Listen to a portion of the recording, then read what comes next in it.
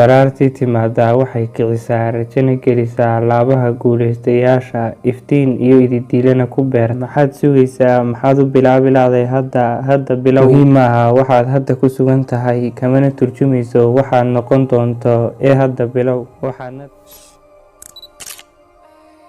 Assalaamu calaykum waraxmatullaahi wabarakaatuh. Kusoo dhawaada daawadayaal muuqaalkeena maanta. Haddii ay tahay markii kugu horeysay ee channelka soo booqato, ha ka ilaawin inaad subscribe saarto, sidoo kale ha ka ilaawin inaad muuqaalka like saarto siina share garayso.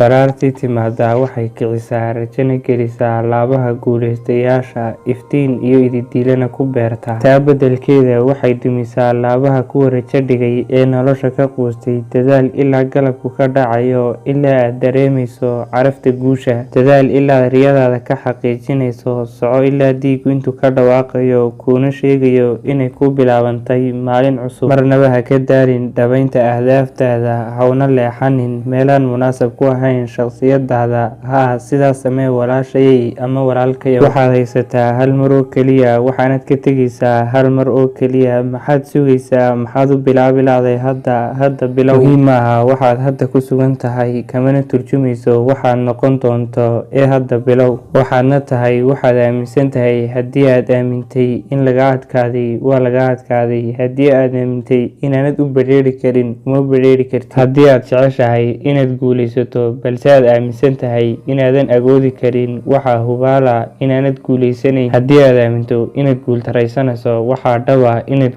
guuldaraysanayso. Adduunyada waxaa la ogaaday inay guushu ka bilaabanto rabitaanka qofka keliya. Waxaad gaadhaysaa waxaad qalbiga ku hayso. Haddii aad aaminto in lagaa tegay, waa lagaa tegay. Waa inaad fikir sare yeelatid si aad u kobacdid, guulo u gaadho.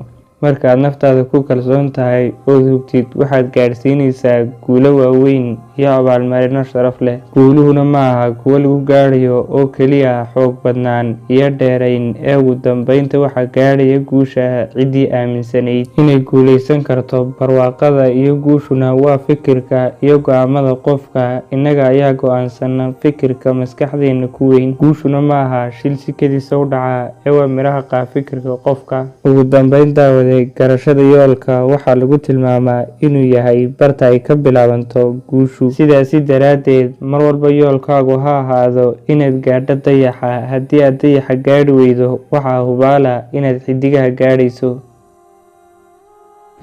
Daawada waad ku mahadsan tahay haddii aad soo gaadhay ilaa dhammaadka muuqaalka like saar. Sidoo kale haddii aad nagu cusub tahay, subscribe channelka oo ka mid noqo bahweynta nagu xidhan. Assalaamu calaykum.